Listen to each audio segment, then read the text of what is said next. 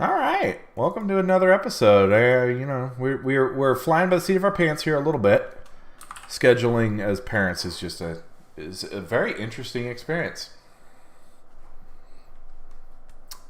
It is. Oh, and I've It been having is. so many technical problems. When Rob didn't respond right away, I got worried. Um, Well, I'm trying to find something right now that we'll talk about at some point. So continue. well, and listen, I didn't even have the. So Rob is a stay-at-home dad with a little one, and we're trying to fit this in his naps, and part of my schedule was all over the place. So And we're we're 2 hours apart. yeah, doesn't even make it So remotely easier. yeah. Today is going to be I don't think we have hot takes, um, but I mean, depends on honestly who you talk to, how big of a fan they are, of who we're talking about, because obviously playoffs happened, and we're both big Niners fans. hmm Obviously, I'm literally wearing the hat. No, you got me the black one. Well, actually, you might have got me both. I think I got you both. I think I both. think I got you both. Um, I'm a big hat buying guy Same. for others. For others. I love hats, partially because at one point I was losing my hair. It's still not amazing, but hats do a great job covering up bad hair.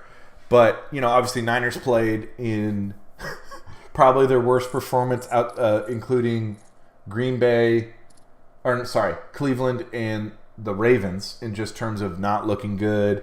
Our guys were slipping compared to their guys, which was weird. They ran all over us. Our guy tried to throw a couple picks they dropped. Love tried to throw a couple that we didn't drop, and then we caught two. Then the poor Buffalo fans, wide right. That's just, if anybody follows Tom Grassi on YouTube, he has a hilarious video, and I say hilarious, also painful. It's either laugh or cry if you're a Buffalo fan. Houston played good for a half, and then Ravens obviously woke up, and I don't even fault Houston. You're going up against a juggernaut. Lions versus Bucks. Poor Baker throws a pick to end it, and it it Baker is played what well, it man. is. He really did. I don't. I hate that I had to say that was like the end of the game because he did play really really well. Mike Evans is a stud. I don't think he gets nearly enough credit. So obviously, depending on your team and how you feel about the people that played. Obviously Purdy's all over the national media, good, bad, ugly. Rob and I had a brief discussion, kind of, I think through text, a little bit about, well, is Allen and Mahomes the next Brady, Manning? And you had said you didn't feel that way. Could you kind of, let's start No. with there. Kind of what do you think about that? Well, part of it is like Manning was before Brady. That's Brady true. was I forgot about at that. least a few years before, and he was, number one pick, was, super highly touted. Obviously, Brady opposite. Didn't start right away. It ended up replacing Bledsoe, who was the number one pick. And because of injury, Um, it was in the playoffs, and wasn't it? and it might have been. Keep going. I will look it up. It's not I don't important remember what we're that. talking about. I'm not sure. I'll look it up. It's Sounds not right important. though. It's not important what Um, we're talking about. but like my hat is crooked. Maybe my head's crooked. Well, There we go. did you notice mine's always, but it's the most comfortable way to wear it. So I think we have I not. just it irritates me looking at myself when it's crooked. we have not rounded. It's like when my glasses are kind of off. Anyway, Peyton was well established, and it always seemed like we have said this for a long time. Obviously, it's changed now that Brady's done a lot more things since those three Super Bowl wins. Mhm. He was very clutch. I don't see Allen as clutch, right? If you just compare Allen to Brady, Well, because Brady. I see what you're saying. Okay, keep going. Okay, I'm Right. caught up. If you just you do the two. Peyton and Patrick very similar as far as like, they're the guy. They're the ones that make everything run. True. But it seemed that way for Allen too. Like oddly Brady's the GOAT, but he originally was seen as a guy. Certainly during those times, he was not the engine that made the team run. hmm Whereas Allen, kind of from the get-go, has been the reason. and maybe even more than Patrick, the reason why they win.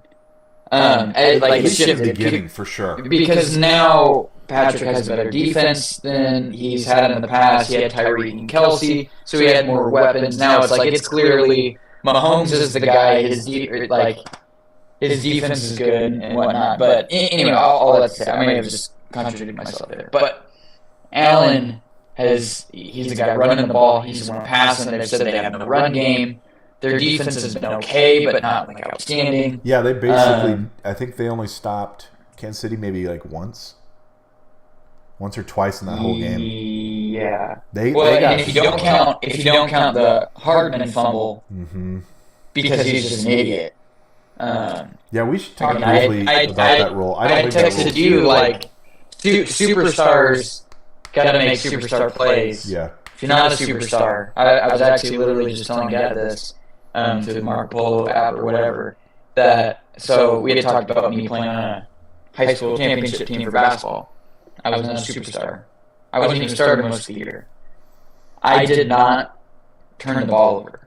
That was for the guys who handled the ball. If they handled the ball, I'm going to get my butt back on defense. I'm going to try and go get the ball for them. Because they're the ones who need the most opportunities. Right. They're the ones who. It's why in the NBA it's so important, points per possession. When LeBron has the ball, it's high points per possession. When D'Angelo Russell has the ball, it's low points per possession. Or lower, right? It's just he's not going to make as many good decisions. He's not efficient, whatever.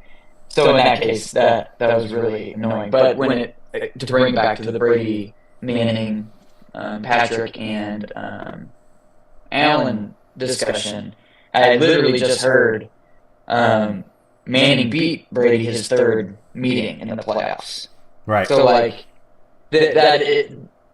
obviously Allen missed out on that. They make the kick, maybe it's different if he makes that pass under, but that's how that rolls. And unfortunately, he's had some really stellar games. Like he rises to the occasion, which honestly makes it feel like Manning didn't many times. As a pseudo Colts fan, I like them as like a second team. My wife loves them, but Manning very much didn't rise to the occasion at times. He did throw the crucial pick. He was the one that was either going to win it or lose it. And this game didn't feel like that with Allen. He didn't play well in the fourth quarter, but it didn't have the same feeling to me. I don't know that there's anyone that has that same type of feeling to me, because even if you go Joe Burrow's pretty clutch, and people don't maybe see Manning as clutch. So I think it's just going to be, Mahomes, Allen, Burrow as this fixture within the NFL, and they might all beat each other at some point. Well, Burrow's got to stay healthy. Allen has to win one at some point. Let's just face it. And I think this is a lesson for Buffalo as well. I get it. Stephon Diggs had a couple drops. Unfortunately, on a really beautiful 60-yard pass. Gosh, I was so nervous. That was such a good pass, and then I felt so bad. Well, it was right here. So the what do they call that? The burden of, they usually call it burden of proof, but in this scenario, the burden of evidence, yeah. Or in this scenario, I'll turn into burden of execution when you play the Chiefs, is essentially you have to play perfect for 60 minutes. You do. You just have to. And unfortunately, Buffalo's not proven that they can do that. Whether it's, I get that Allen got hit on that throw. He's trying to throw the end zone. In my opinion, I think he's got to still make that throw. I think you got hit, but either and this is the same thing in a weird way that Purdy's figuring out, is when do you go for the touchdown and when do you go for, listen, we need to survive another down. Brady was amazing at the survive another down, to keep fighting. I'm not gonna let the drive stall. I'm just gonna keep the ball moving down the field. And it does unfortunately come down to those couple of passes, because Mahomes made his. Mahomes made his plays. And it's interesting because Bills made a ton of errors. They just didn't. They fumbled 3 times. They just recovered all of them. The Chiefs only fumbled once, and they also recovered it. So there wasn't actually any turnovers happening. They made the mistakes; they just didn't pay for them. Allen didn't throw any interceptions, but there's actually, you know, how much you love Nick Wright. He was saying that, and I don't know that I agree with this, but I think there's some subconscious side to this. Allen was going for the touchdown because he was like, we need a touchdown. We can't just get a stupid camera.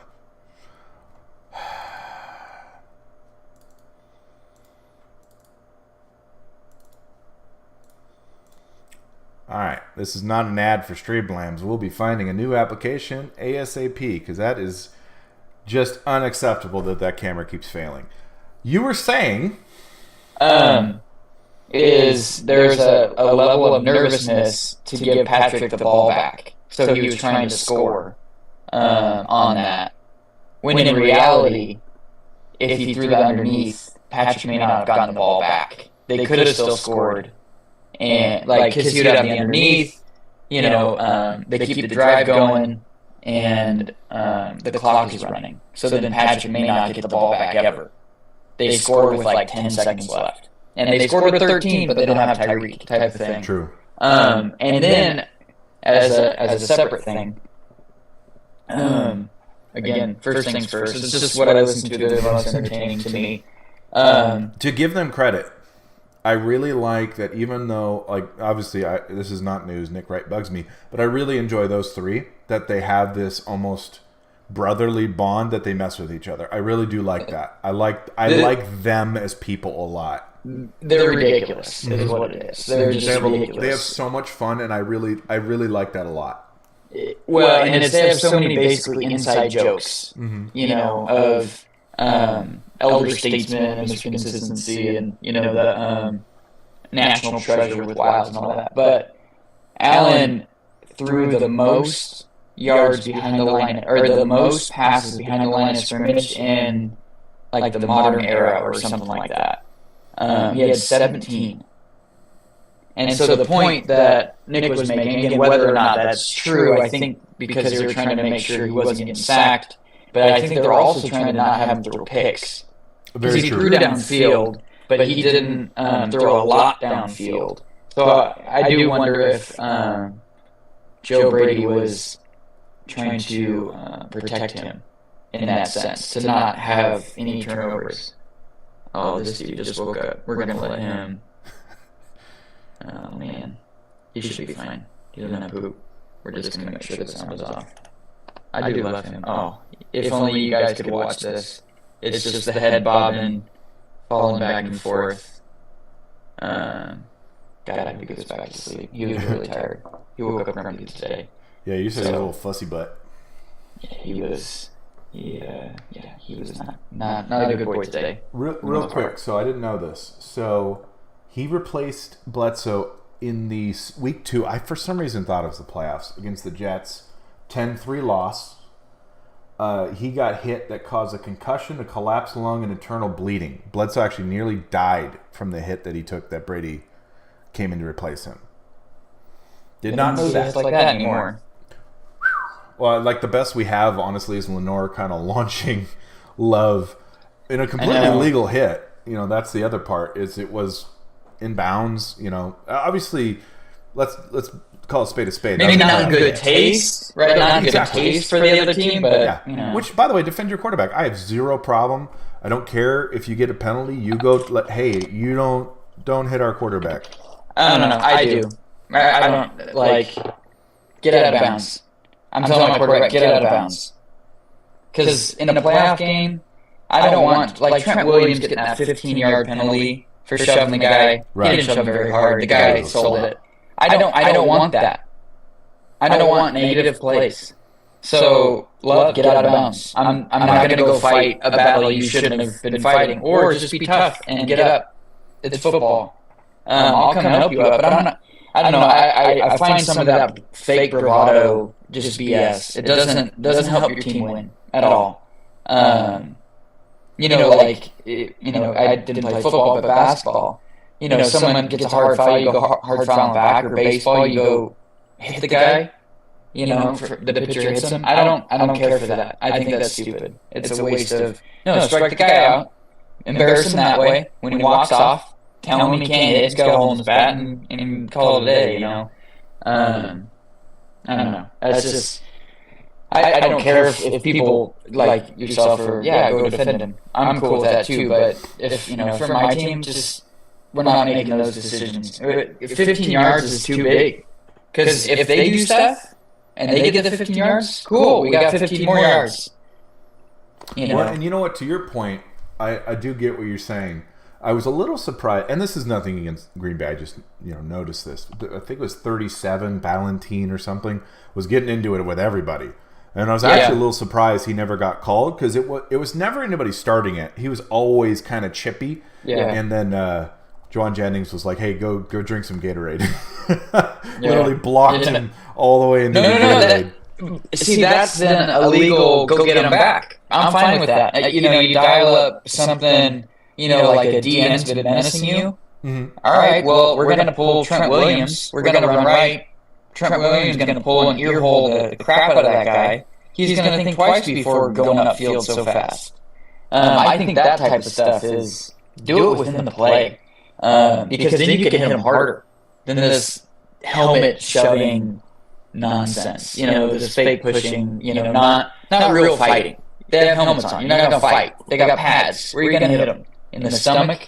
No one's going to punch someone in the stomach. So I think if you're actually going to fight, just grab the guy's pads in the play and pancake him. Agreed. So that's just my thought. I think Bill Belichick is very similar with that of no penalties. I'm not saying I'm Bill Belichick, but he's not for nonsense. And my basketball coach wasn't for nonsense either. My baseball coach was though. He played hockey and he would slash person if he had to. He's from Boston, some anger. I actually agree with you. It's a pet peeve of mine, especially when when coaches will complain about a call that's obviously against their team. So, I get defending your guys and you're frustrated, but also you need to let your guys know, hey, don't do that. Ambry Thomas, don't run into the receiver. You messed up. You need to be better. They won't. I think they need to change pass interference because that game. Did it happen in the Chiefs game? I just don't think you should give a guy 40 yards for a play he may not make. Change for sure. I think, but I think they need to do something different because. Agreed. All right, spotted the foul. Are you? That was underthrown balls. I feel like you can nail the wide receiver because here's the deal: the best completion percentage ever is 65 to 70. Right. And for deep balls, that's not even the completion percentage, right? That's including, all these, the little shovel pass and whatnot, things that are only 10 yards away, even behind the line of scrimmage that no one covering. I don't know what they would do. I don't think they could do percentage, but if it shouldn't be 15 because then everyone's going to grab. Maybe they need degrees, and that might be too scary and whatever, but, if the guy has his hands on the ball, spot foul. If he doesn't have his hands on the ball, or it's like in the end zone, when it's uncatchable ball, there's no pass interference. Right. But the ball's hitting 5 yards behind, and now all of a sudden because Mike Evans did get the pass interference, and I think that would have been probably ticky-tack. But I think it's close enough. The guy didn't play the ball. By the rule, that was pass interference. So they're already interpreting it anyway. I think they need to make some levels to it because they didn't call the Saints one with the Rams. Remember the Rams guy literally just hit the guy. They didn't call it, and they're like, no, that wasn't. Pass interference, and it's like, no, that was clearly the ball. Now, he couldn't catch it because he got hit before he was doing the wheel route, and the guy literally just hit him. So he could catch the ball because he was out in front. Guy hit him before he could get the ball. He probably would have picked it if he was looking.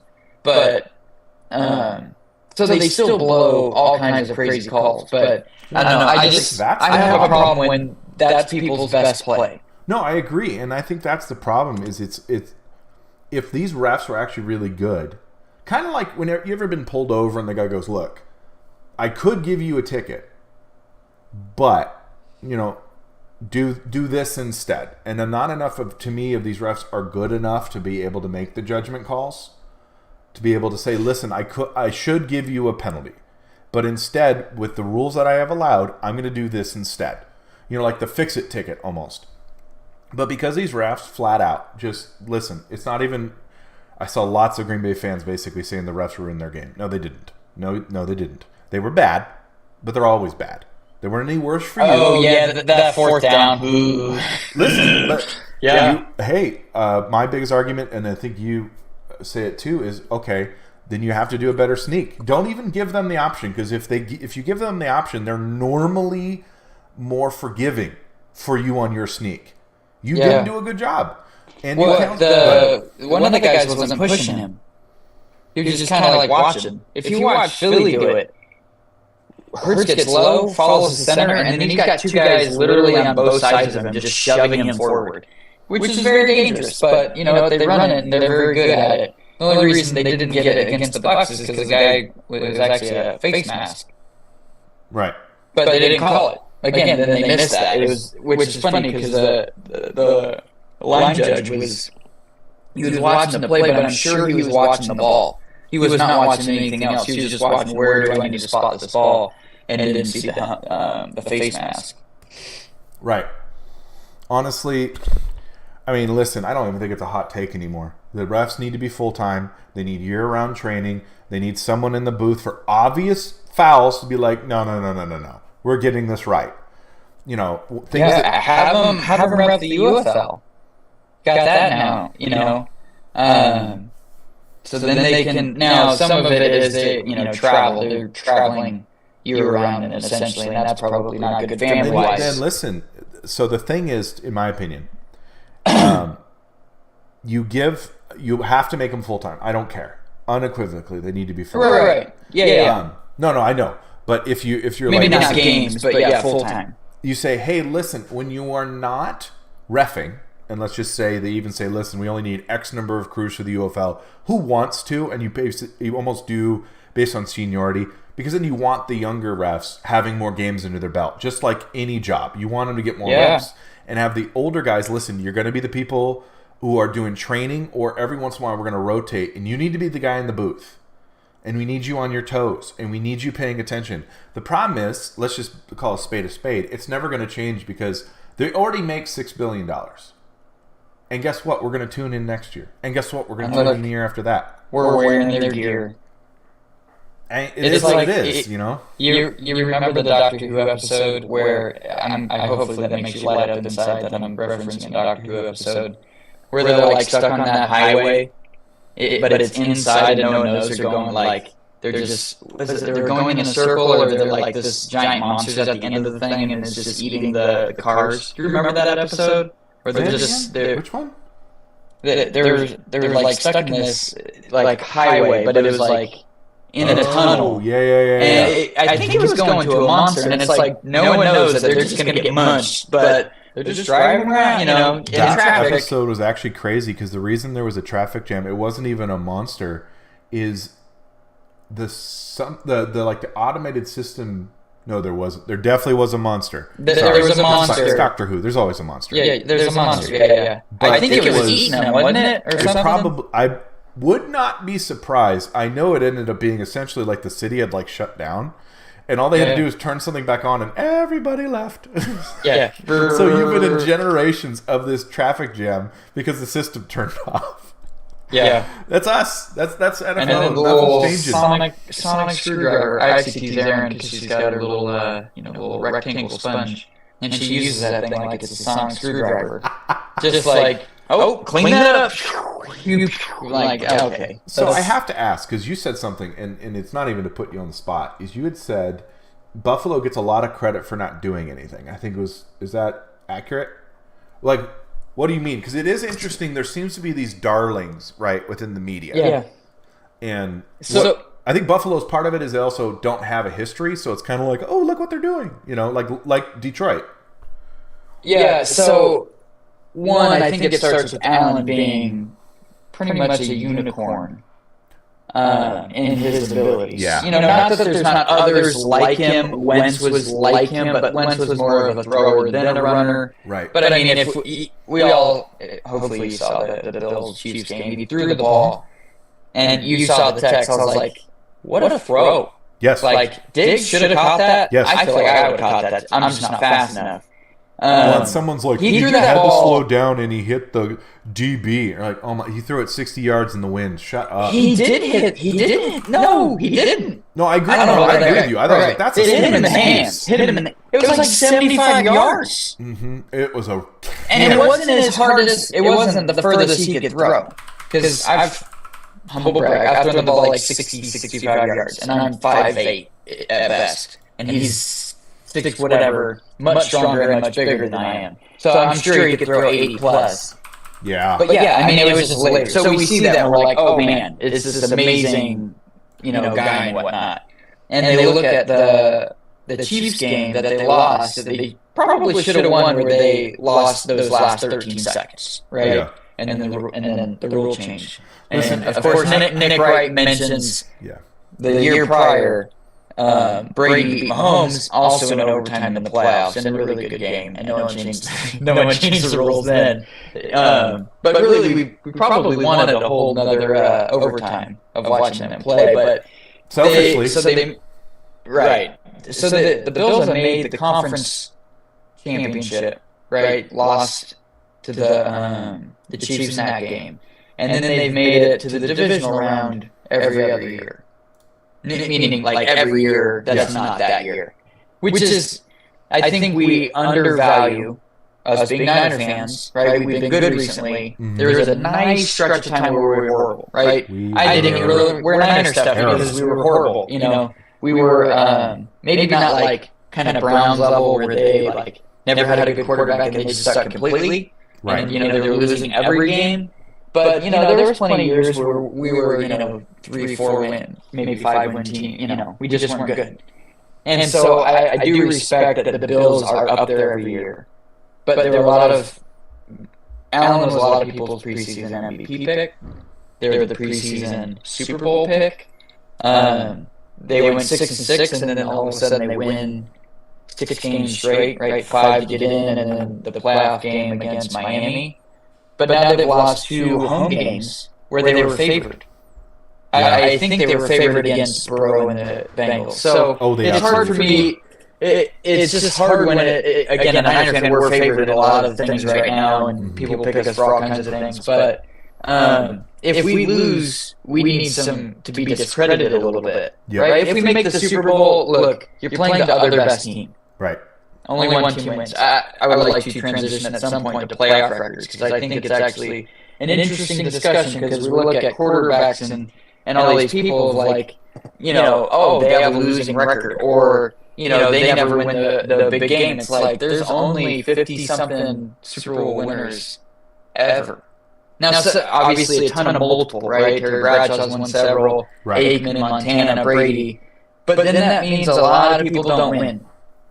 Well, even Brady, think about it. He played, 22, 23 years? Yeah, and he was in the lost Super 16 Bowl times. 10. Yeah. Ended the year 16 times as a loser. He has 7. So 7 out of 23 years he won. 16. He ends the season years? not winning. Was he in the Super Bowl 10 or 11 years? 10.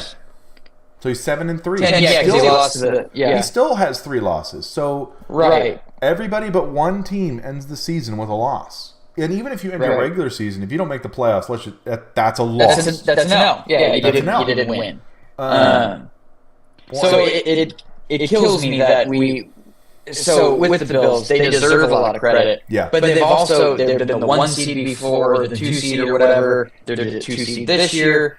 And we go from giving them these high expectations to, oh man, they lost, shucks. It's like, no, like we need to blast them a little bit.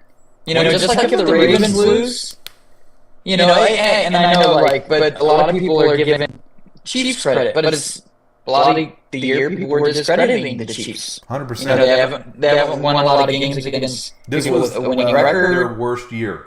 their worst year, and they still beat them. And I know Buffalo was injured, but there was a few players in that game from the Chiefs that went out. Yeah, that's not an excuse. I don't care. I'm sorry. A safety and so everybody's injured at the end of the year. Right. And so and it's not like Mahomes needs more credit and Allen's getting some of it, but like the year this 23, Madden 23, Allen was on the cover. Yeah. Mahomes won the freaking Super Bowl. Like and cover? I actually don't he's been on the cover. He's been on the cover a couple times. I don't play Madden, not any good at it, but kind of one of those weird things where Josh Allen has been a little bit anointed before the Brett Favre thing. He's not Brett Favre. I don't care. He's not won MVPs. He's I get the turnovers, but he throws the ball to the other team and fumbles a bunch. I get all the touchdowns, but you win games by not turning the ball over. Not just getting touchdowns. So, because there's like crazy stats of if you win the turnover margin or you have this many turnovers, your record's like 4 and a gajillion, right? You just don't win. Right. So I don't know. It's just hard when we can compare Pat to any legend. I don't think we should be comparing Allen to maybe anyone other than like McNabb. He needs to win one if he wants to be anything bigger, honestly. I feel like McNabb, not as much of a runner, but in the sense of like wins a bunch of games, maybe doesn't win the big one. Like maybe he's a McNabb, and I don't think that's to discredit. McNabb's awesome. People talk negatively about McNabb, but we put him as Favre. Favre won the Super Bowl twice, has 3 MVPs. Let's just chill a little bit. Almost like a fine wine. Just gotta let it breathe a while before it's it's really good. Right. Well, and it's an interesting discussion, right? Because what it reminds, and this is the reason I had brought up Brady versus Manning, is Brady was the roadblock. Like I get he won a couple, but if you look at his career, we have a totally different discussion if Brady is in the NFC, right? That remove that roadblock from Peyton Manning's career. Right. We're talking about a very different career. And sometimes it just happens, right? Playing in the 90s with Jordan, playing in the 2000s with LA and San Antonio. Sometimes you're just not the guy. You are not the main character. You're a backup singer. Someone equated him, I think it was Nick Wright, was Phillip Rivers. I love Phillip Rivers. That dude's good. But he had 4 or 5 really, really good years, and then where they made it far in the playoffs, and the other years they just... And I'm not saying the Bills will fall off, but as far as playoff success, they just haven't had a ton. But so I've had this thought, and I think I had mentioned it to you before. Had all these weird ads popping up on. So I don't think this one's updated, but this is just unfortunately it's only current coaches. I wanted it all the time. Maybe another time we'll talk about it in a few, all the time if I can find one of these. But if we look at people who are currently coaching, even if they've been fired or moved on from their team, they're still considered current because they're not. They're just recently with the team. So obviously Bill has the most wins, Andy's second, Pete's third with the most wins. What do you think Pete Carroll's record is in the playoffs? He has won, one Super Bowl and has been to 2, I believe. He's won one. Great question. Because when they go to the playoffs, normally they make it pretty far outside of recent history. So do you want me to give the win or the loss total? And you guess the other. Give me the loss total. He's got 11 losses. So he made it to a Super Bowl. That's at least He's 4. made it to 2, right? That's at least, if he made a division round, it's at least 6. So I'm going to say 8-11. He's 11-11. Oh, wow. 11-11. But, because obviously he's won other times. But, and then I'll just name a few more. Tomlin is 8-10. McVay, kind of, he's 7-4. John Harbaugh's 12-9. McCarthy's 11-11. Wow. Peyton's 9-8. Kyle Shanahan 7-3. Fortunately, he didn't have a Super Bowl win. No, he's only with Andy Reid right now. Oddly, a lot of these guys actually do have more wins than losses, but it's still close, right? Zach Taylor's Cincinnati's 5-2. He's not coached a long time. Ron Rivera's 3-5. He went to a Super Bowl. Right. Again, a lot of these guys are hovering around that 500 mark. And I think the reason we forget that is your narrative. Again, if you don't win the Super Bowl, you're going to end with a loss. So, right, if we consider that, I win my wild card game, right? Now, hopefully, you don't have to play in a wild card, right? Because in the past, wasn't it 1 and 2 got a bye? Yeah. Now it's just 1. Which is something I want to talk about in the offseason, the fact we took away a bye from a team and added a game. But right, added a game, yeah. Right. So it's like, you make the playoffs, you're actually guaranteed 1 loss unless you win the Super Bowl. That's true. So you're always going to have a 500 record. Yeah. For the most part, right? And because again, I love Peyton Manning. My son is named Peyton. He's right there. He's not that little anymore. Is Peyton's record? I don't think it shows it, but Peyton has. I thought you told me. 14 wins. It doesn't say so games played. Oh, perfect. Look at that. He's played 27, so he's 14-13. He's one of the best ever. Yep. Steve Young is 14-8. He didn't play as much. He was on a great team. But a lot of Terry Bradshaw's 14 out of 19. That's 5 wins or 5 losses. That's amazing. You had 4 Super Bowls. Yeah. No one talks about him. That's not me. We associate also this random guy, Earl Morrall. He's 12-3. Awesome. But so there's a lot of these guys with good records, but speaking of Donovan McNabb, he's 9-7. It's like we just assume that 13-3 record is going to translate over into the playoffs, but it can't. It literally can't translate because you have to win the Super Bowl for that to happen. So I don't know. I just get a little peeved, especially because it's a Peyton thing, and I love Peyton. The dude does amazing. I'm trying to think what it is. Reasonable expectations is really what it tells me, honestly. Right. Even let's face it. Who are we talking about in all of these games? The quarterback. Okay. I'm sorry. There's a defense. There's an offensive coordinator. There's a defensive coordinator. There's a head coach. There's a kicker. There's wide receivers. And I get it. It's the sexiest position. They have the most control. You're right. If they went on the field by themselves, they would lose. They need good receivers. Remember the Zeke Elliott, I'm playing center now, against the Niners? That went well. So that would be the quarterback on his own. Well, and we have you ever actually watched The Drive by Joe Montana? No, I didn't actually watch the one that you had sent. Listen, it is nuts because one, it's old school football. It's not a lot of motion, not very fancy, but he was throwing 5 yards, 5 yards, 5 yards, except for a couple Jerry had a ton of yak yards on, like 11-yard pass. Jerry went 30 yards, almost scored. I think we do this all the time. We actually forget that playing football and executing a play correctly is extremely hard. You need 11 people. There was a couple plays where Purdy got blown up, and everybody's like, man, he's so inaccurate. Yeah, he got hit. Of course he's inaccurate. He got nailed.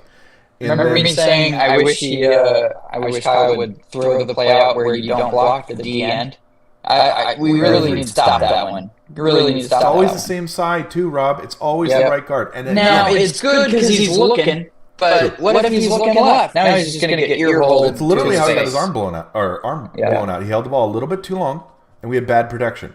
But it's so weird. It's always the right guard, and I don't know enough to know if it's actually the right guard or if the protection, did the center actually say the wrong protection, or did Purdy tell them to slide? I don't know. I don't know. It's always the right side. Always. I believe they're sliding the protection, and he's supposed to hit it quick. Well, but again, you're just relying on the thing to work, because.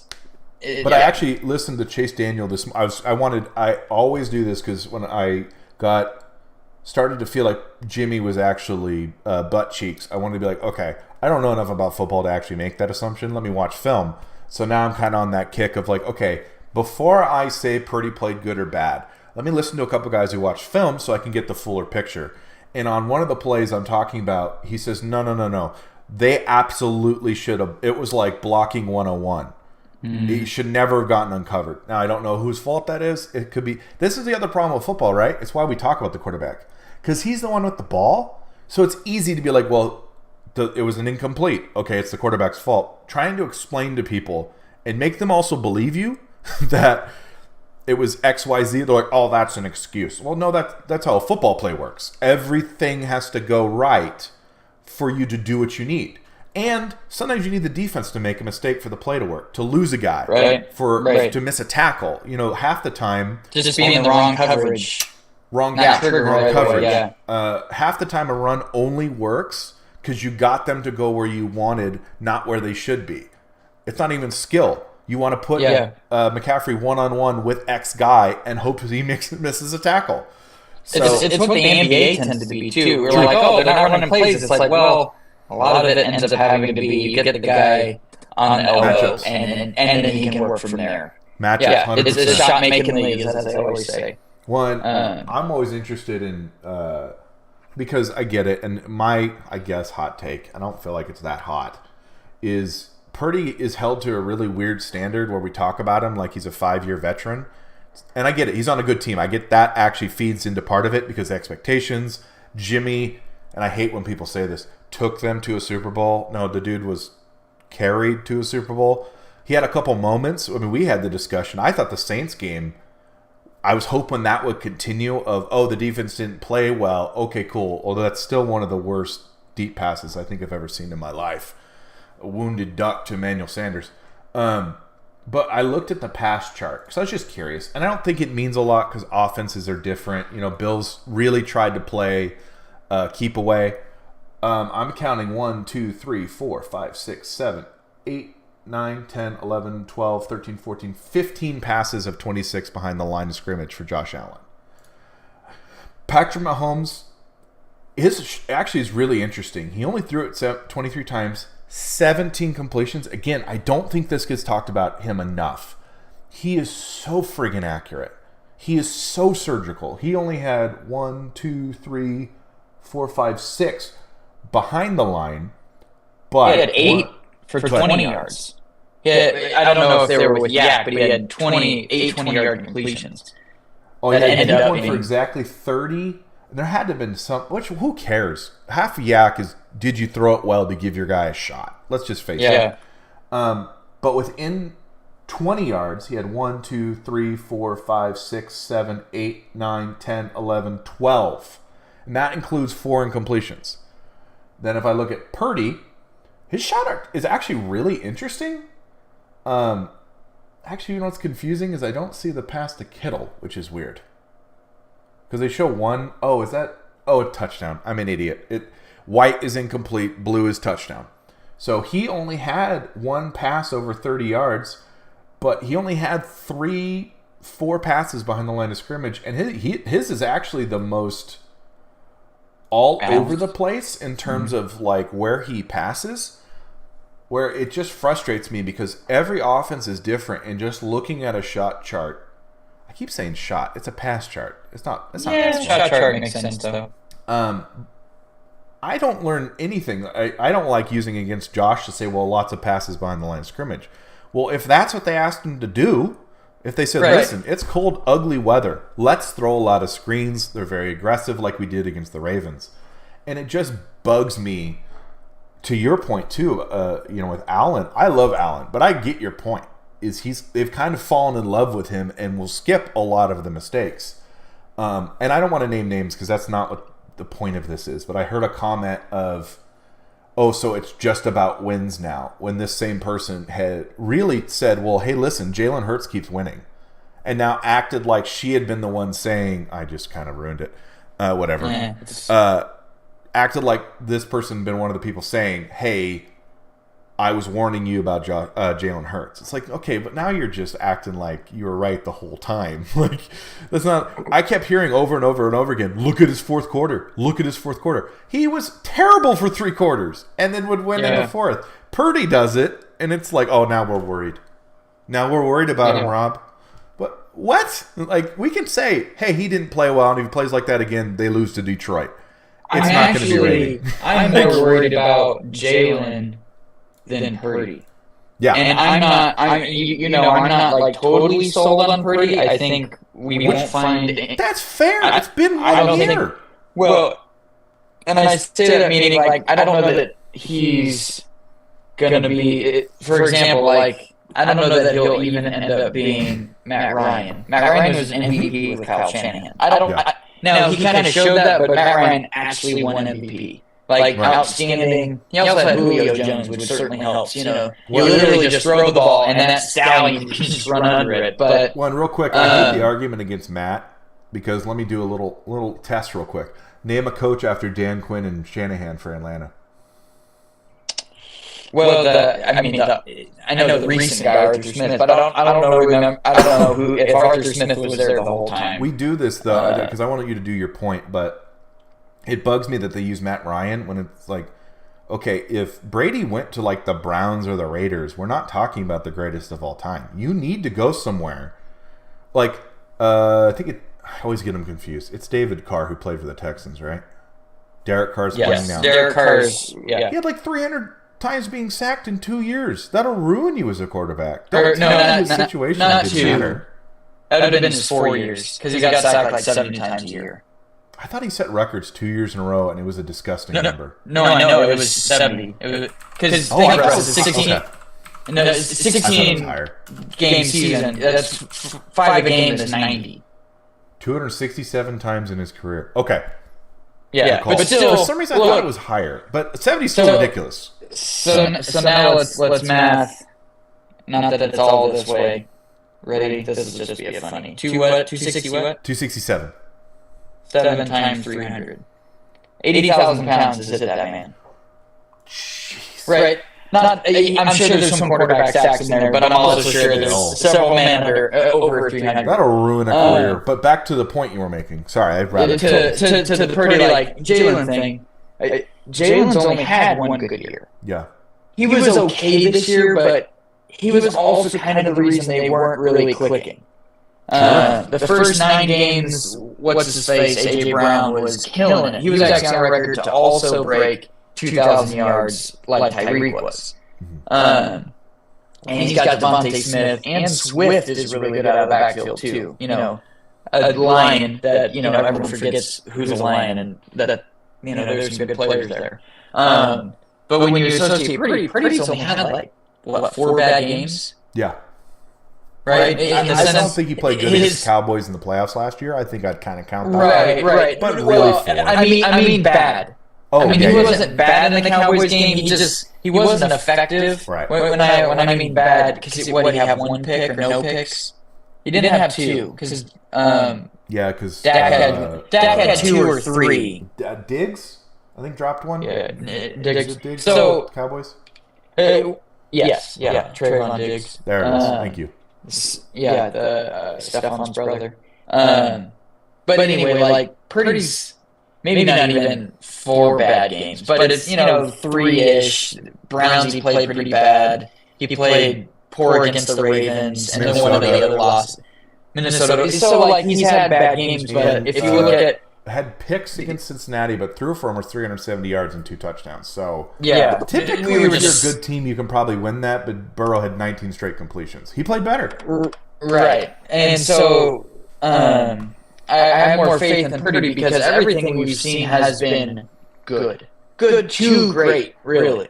The issue that I have with him is, look, if he plays bad for 3 quarters and wins us the game, I'm going to have a heart attack and a lot more gray hair. But cool. But I also can't have, and this never happens, him play good for 3 quarters and be bad for 1. That also doesn't happen. Usually if we're good for 3, we're great for 4. But just and we've not had a lot of this, and Kyle unfortunately dials it up so well where most of the games we're not trailing. Right. I do want to see a little bit more. Technically, the Cleveland game could have won. We just missed a field goal. Now, would I love it if we didn't have to just kick a field goal?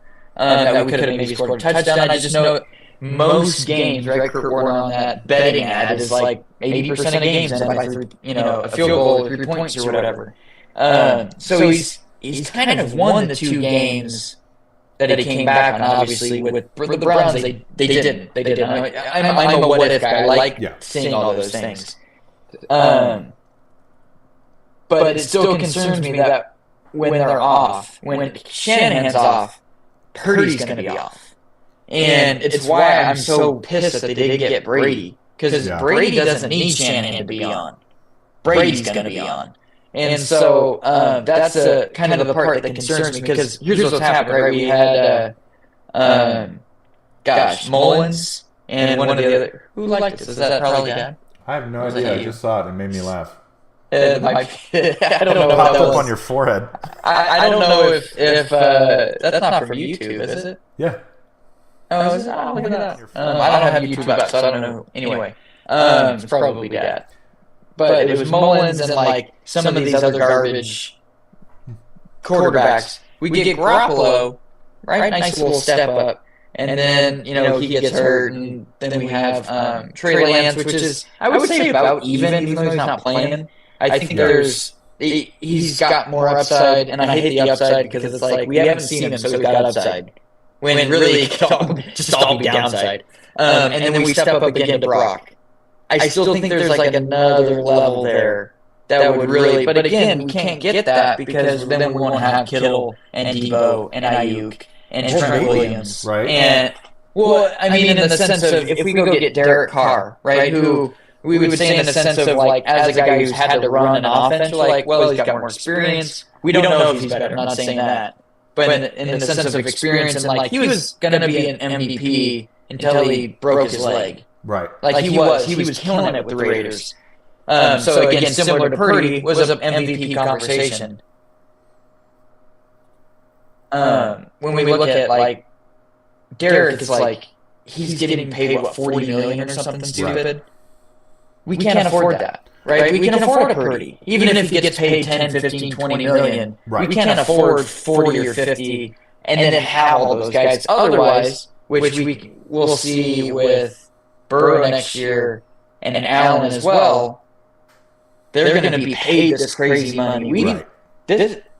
Patrick's getting paid this year, and they're in the semifinals, right? They're in the conference championship. He's an anomaly, too, because there's a great stat. If you are the lion's share of your team's salary, you just don't ever make a Super Bowl again.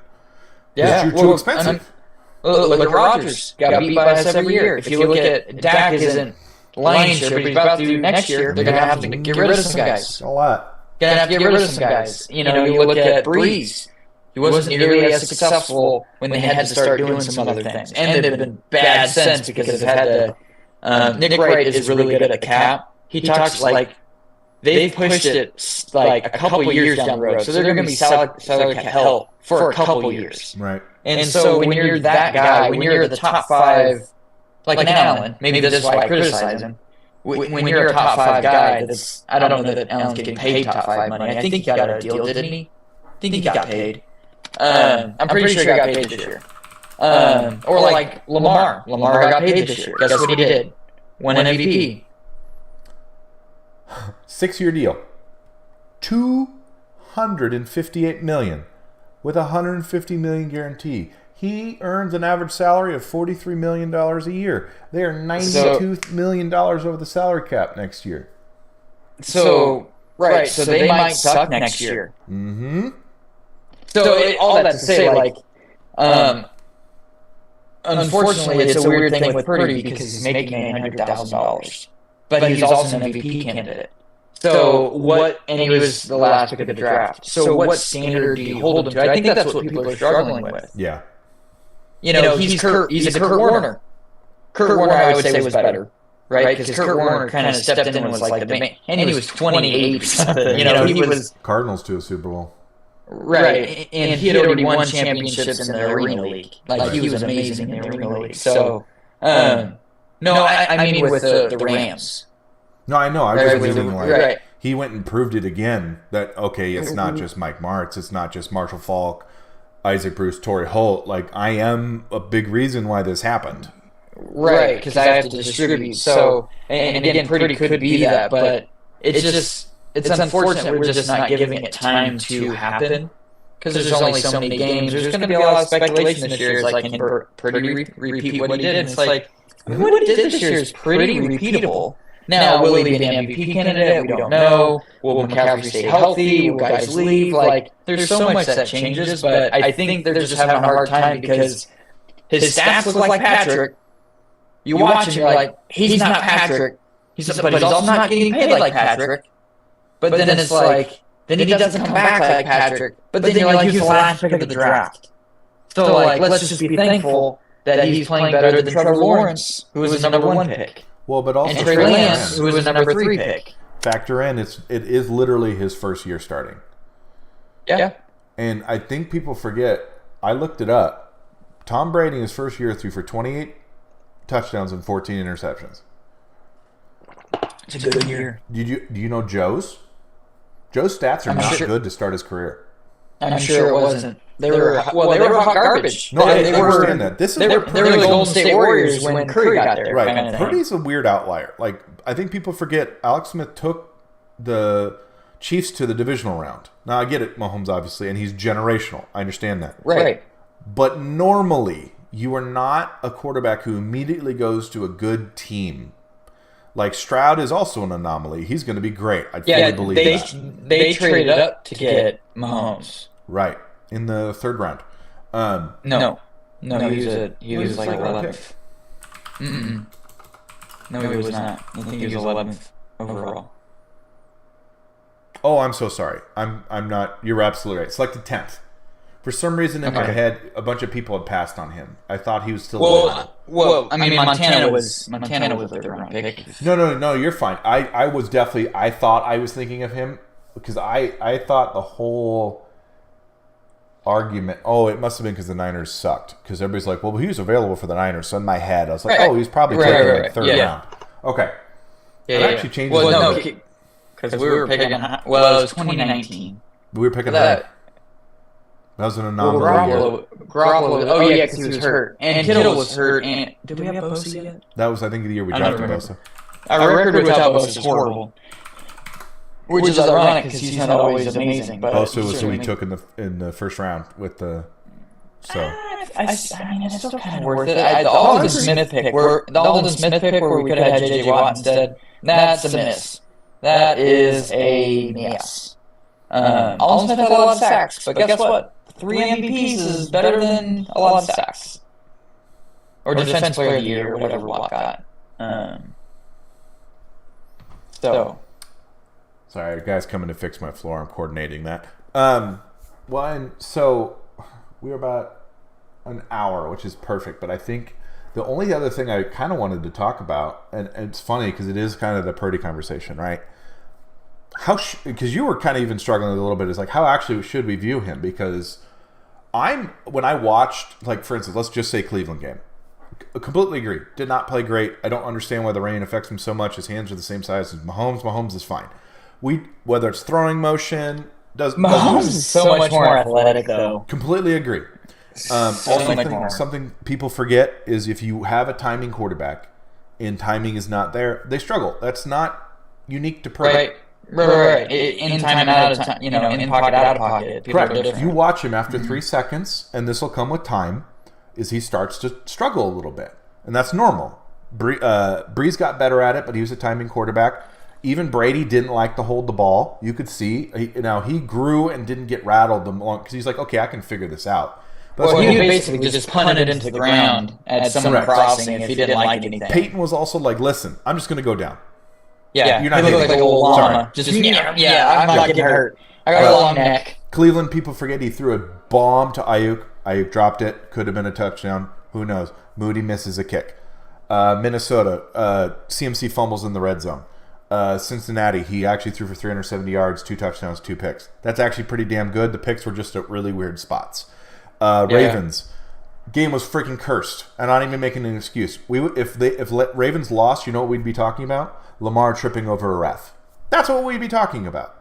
Yeah. I completely agree, by the way, when we talked about it, 2 were probably on him because I agree that the cornerback, yes, he made a play, and we've seen plenty of balls get batted into the ground or nothing happen. Purdy, you could tell, did the reaction time. I know I'm supposed to throw here, so like almost robotic. Okay, Right. cool. Next time, Which might make him late too, which means they have a beat on it. Or him and Shanahan are too predictable. It's hard for me to believe Shanahan's that predictable. As a quarterback, it's easier to predict what you like. No, but if you look at our offense, and again, I will take zero credit. I watched JT O'Sullivan, Johnny Dell, Chase Daniel, Kurt Warner, if I can get to it, and there's a lot of things we even repeat plays.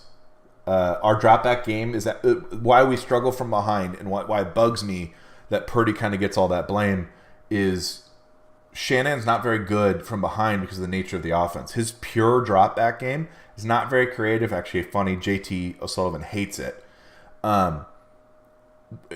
Because he's focused so much on the run and play action, we're ahead. You get the linebackers moving kind of offense. If they can sit on stuff, it's actually a lot easier to stop us. On top of that, we don't actually have a traditional, I need a play, just throw it here. Even how good Ayuk is. And my problem is, with not with what you're saying, but with that mindset that he has, you can still play action even if you're not running the ball well. Agreed. You can still play action. It's like, they mentioned it on the broadcast that he was in shotgun quite a bit because they were down most of the second half, if not all of the second half. But in the sense with the Ravens game, both their players and their coach are kind of ahead of their time.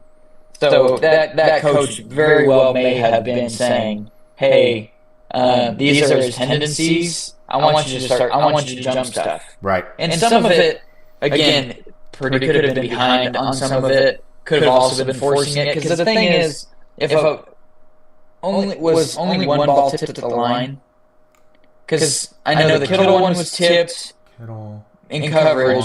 The slant was tipped in coverage. I feel like one of them was maybe tipped at the line or something. Got the one tipped by the cornerback. And then the first one up to the safety. So two of them tipped basically at the line.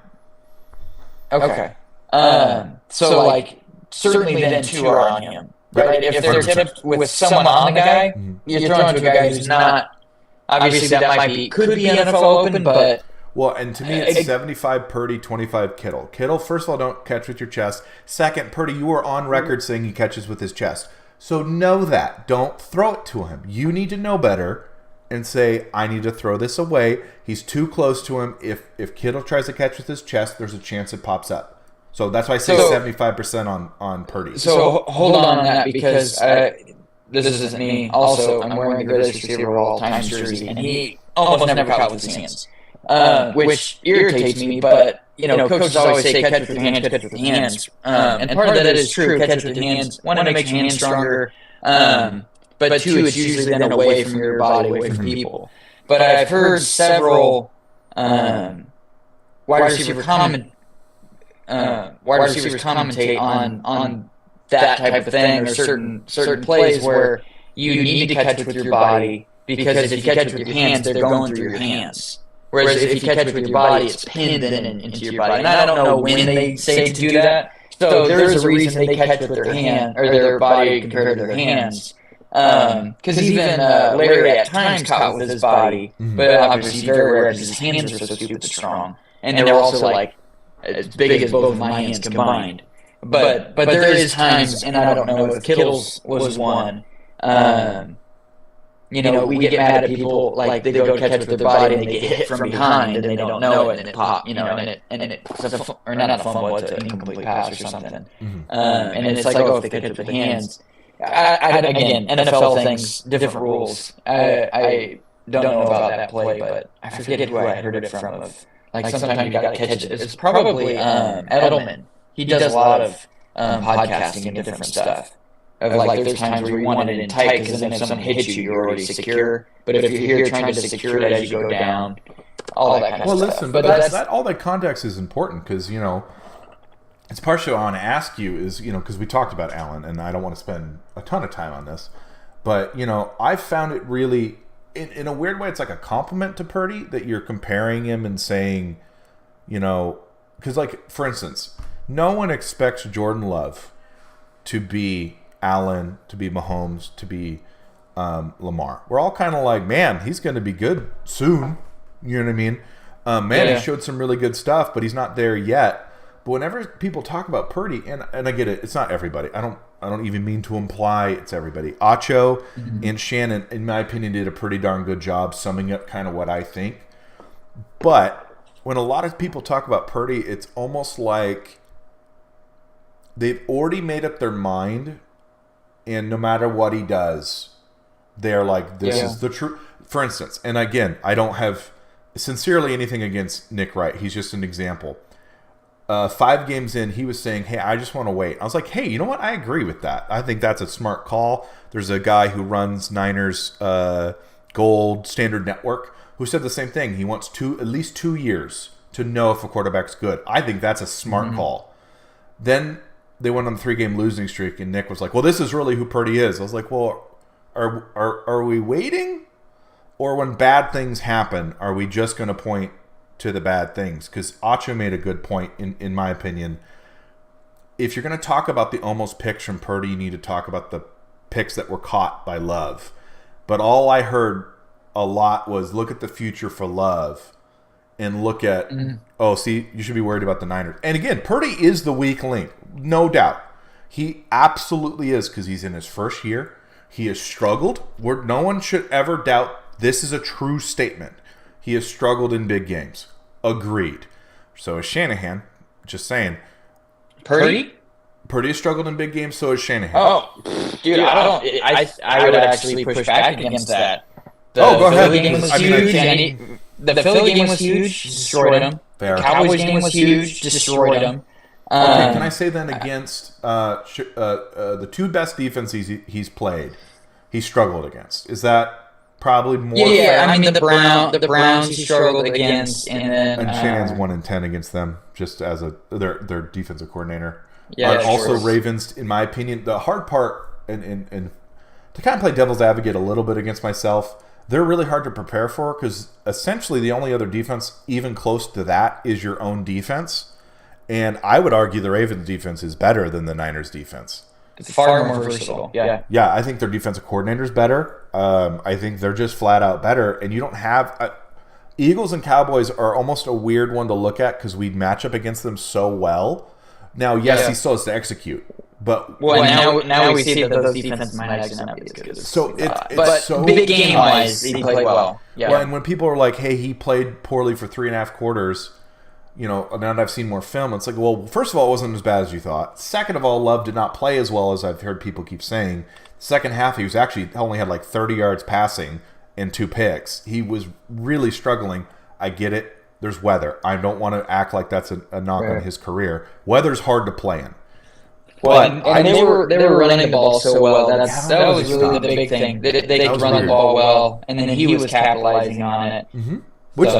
Actually, both of our teams were running well. Purdy just wasn't capitalizing as much on it. Well, you know what really bothers me, and partially why the Purdy stuff frustrates me, is your job as an offensive coordinator is make your quarterback's life as easy as possible. We talked about it. When did Allen's play improve? When they had a running game.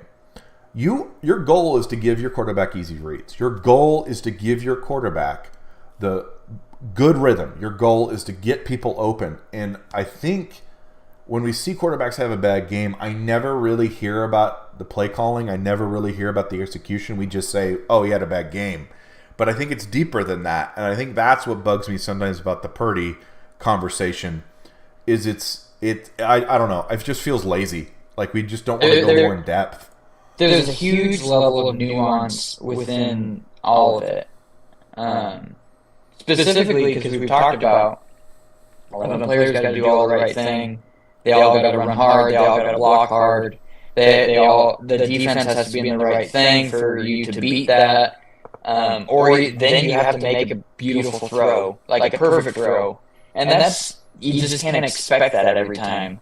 Again, when you look at completion percentage for like the greats, it's 65 to 70%, and there's a lot of gimme throws in there. So it ends up being those big throws. What do you do? And then again, unfortunately, that's what ends up defining you. Oh, 100%. What big throws do you make? I was looking at the QB playoff wins. the funny thing is Eli Manning is 8-4, but he only has 2 playoff runs. Right, all 4 of those wins were in 2 runs. Correct. Right, huge plays. Right, David Tyree side of 2 Super Bowls.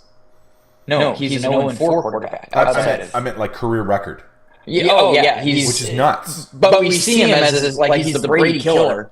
But it was really his defense. Well, but what was nuts about those games? And because let me back up real quick. No, he is absolutely not the Brady killer. Completely agree. Because Tyree made a great catch, but those were his best games. He played his best. He played well in those playoff games. Yes. Absolutely. But I agree, he's not a Brady killer. It's one of those again where we just completely bypass one of the, and we don't give him enough credit. That front 4 was nuts. How did you forget that there's like make him run for his life? That there's like 3 first-round picks on that. OC and Strahan and then Pierre-Paul. And I don't know if all of those overlapped. I know it was Strahan and OC, but I don't know if Pierre-Paul was there yet. Anyway, just nuts. But we're going to have to talk about Allen again. Yeah. Because, as far as the evaluation, and because I don't know that, and what I mean, I had a brain fart of what I was actually going to make a point about, is you said he played better in the last how many ever games, and technically he did. He had 2 bad games still, but they won.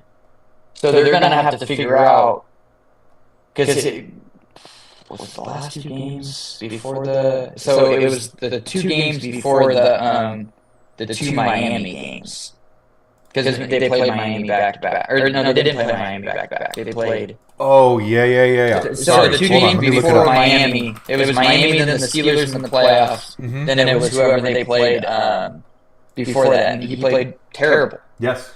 So we say he played really well in the Chiefs game, and he technically did, but he didn't throw for a ton. It was 180. If you complete a couple of those passes, right? If he completes the pass to Shakir and Diggs, he's got probably over 300 then.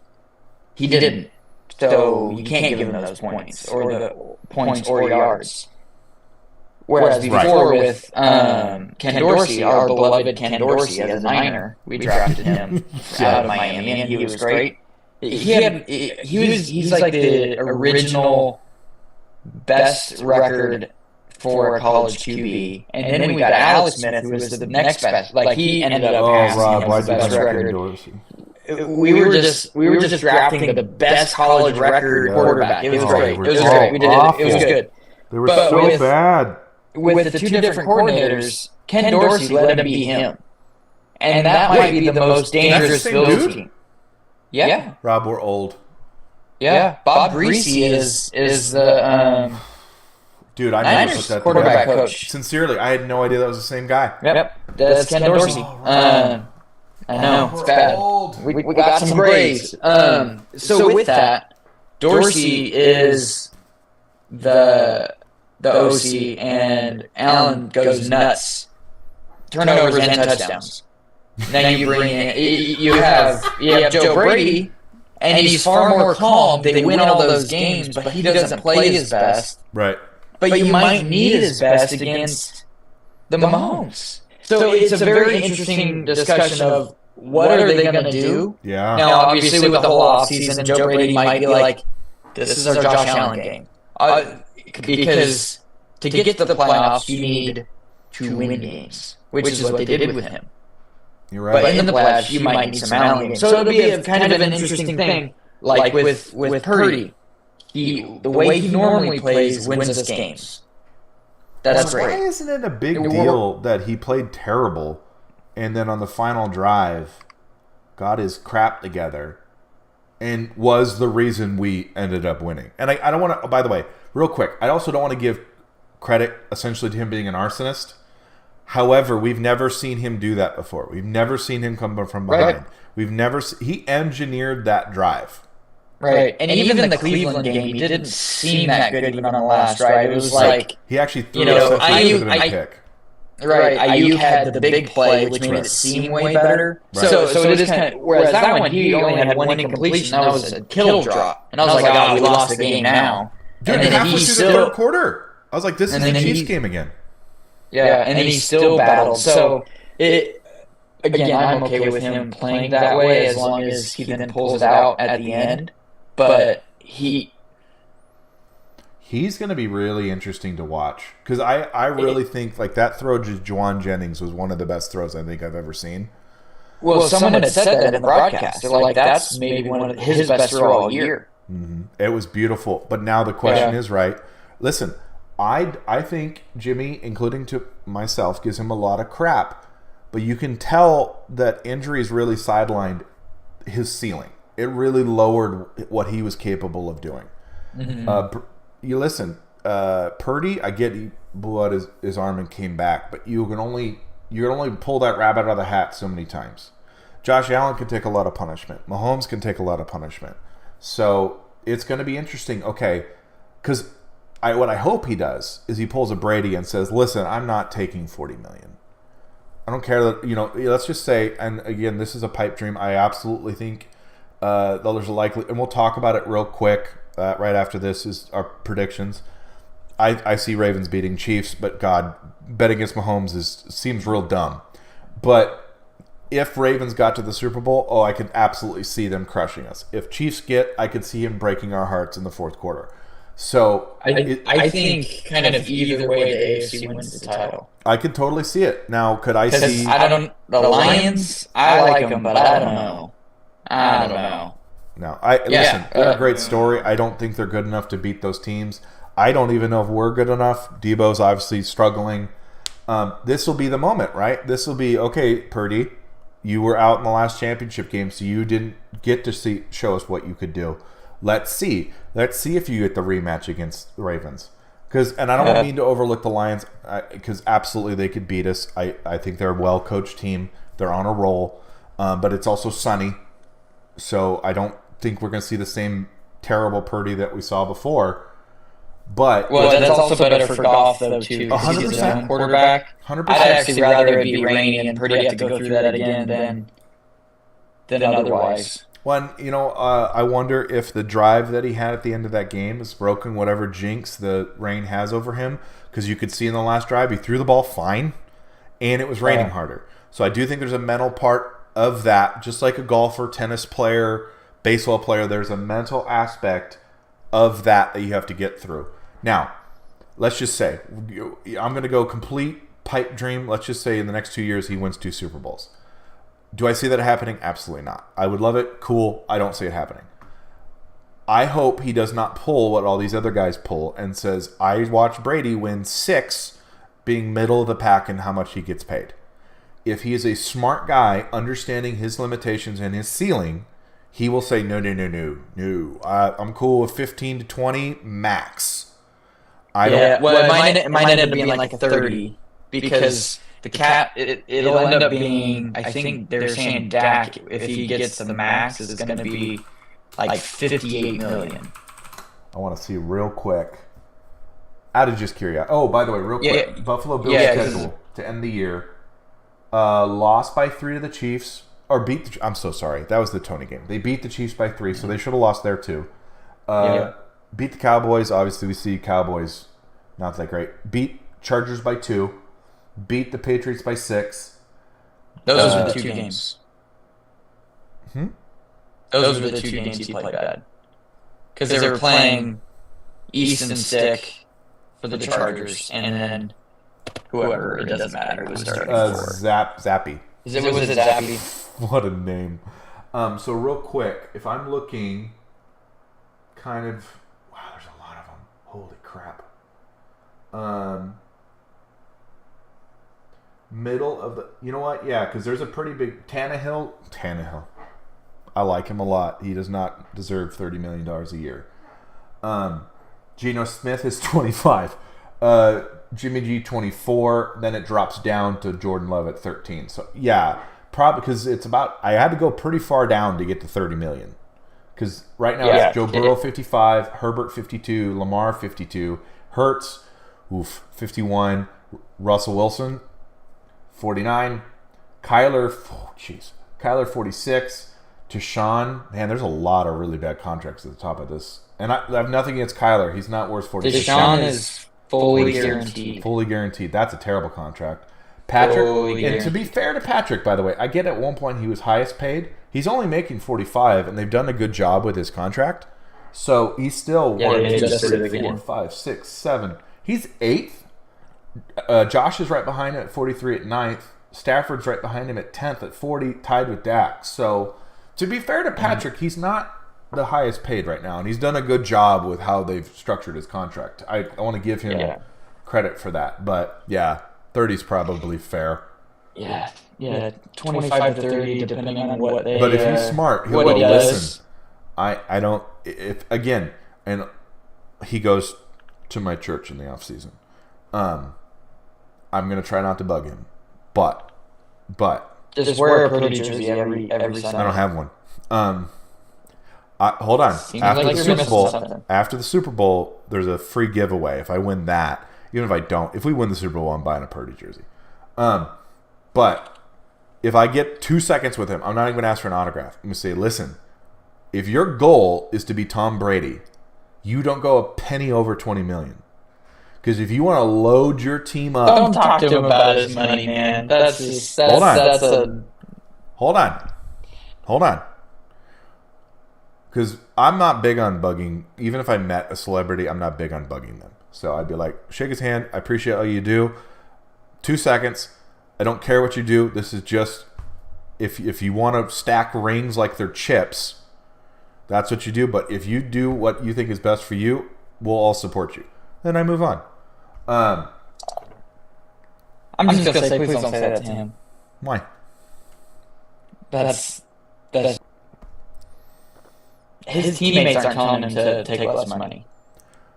Well, what's shocking to me, and maybe we'll talk about this in the offseason, is how few of these people seem to have learned that you take the highest payday, you are going to subtract talent from your team.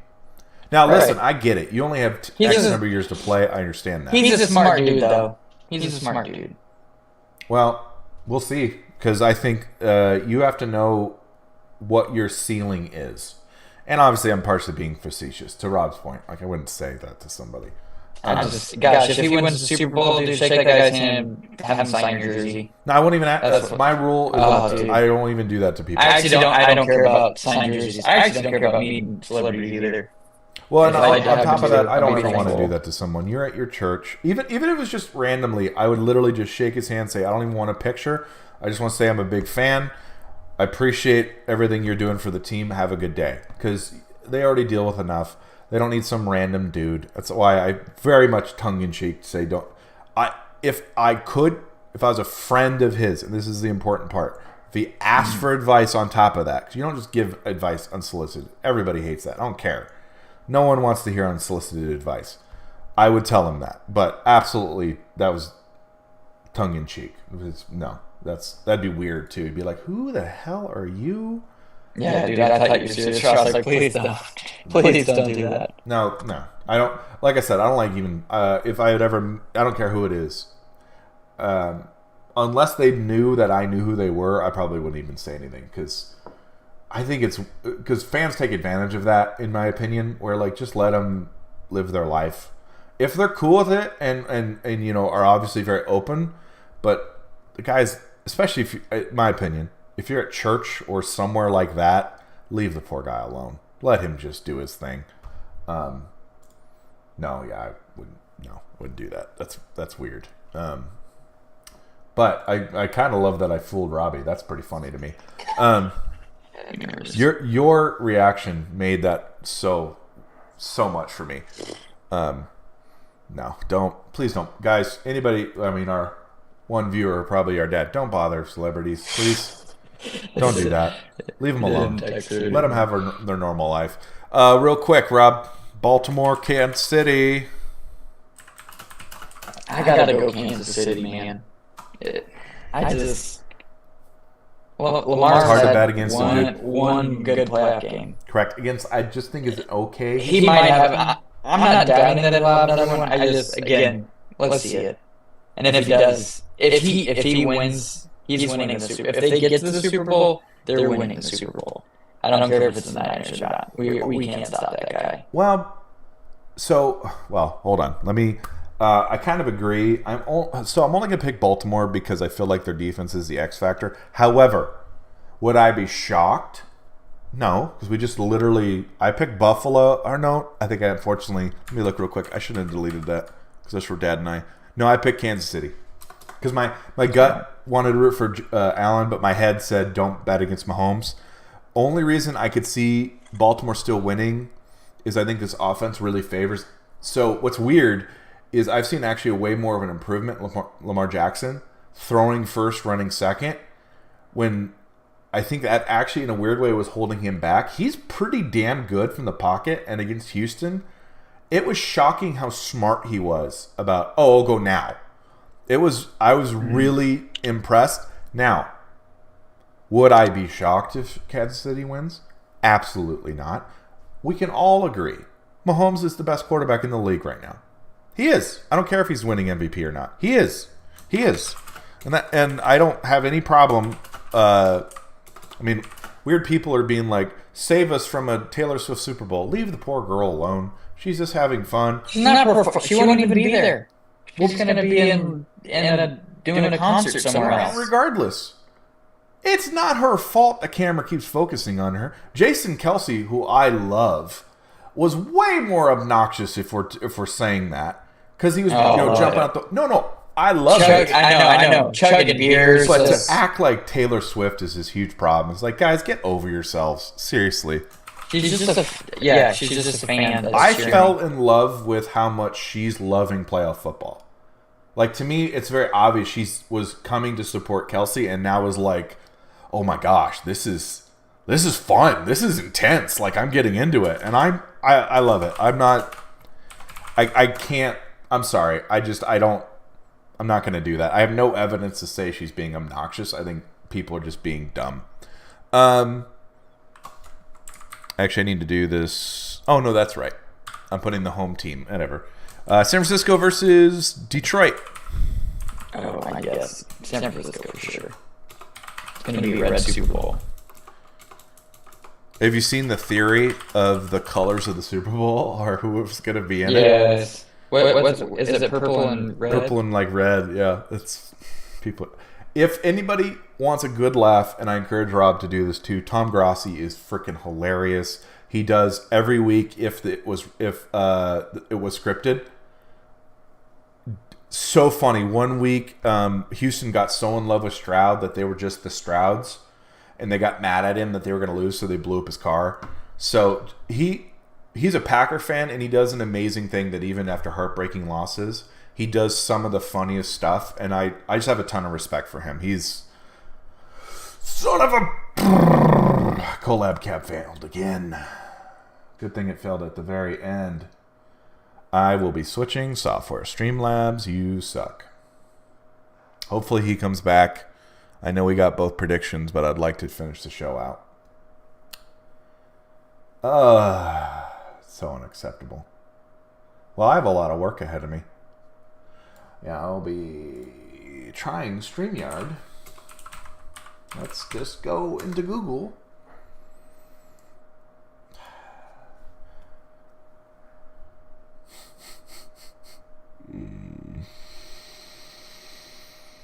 I'm going to give him a minute to come back.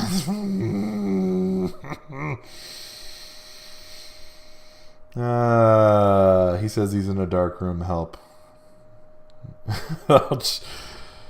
And I'll do the outro.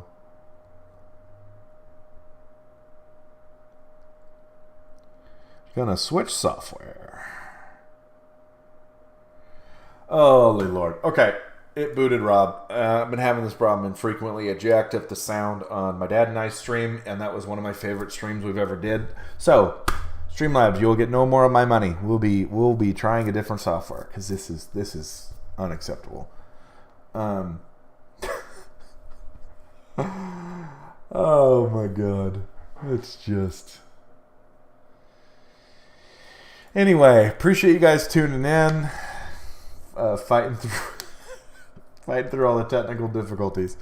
Like I said, I'm switching software. This is unacceptable.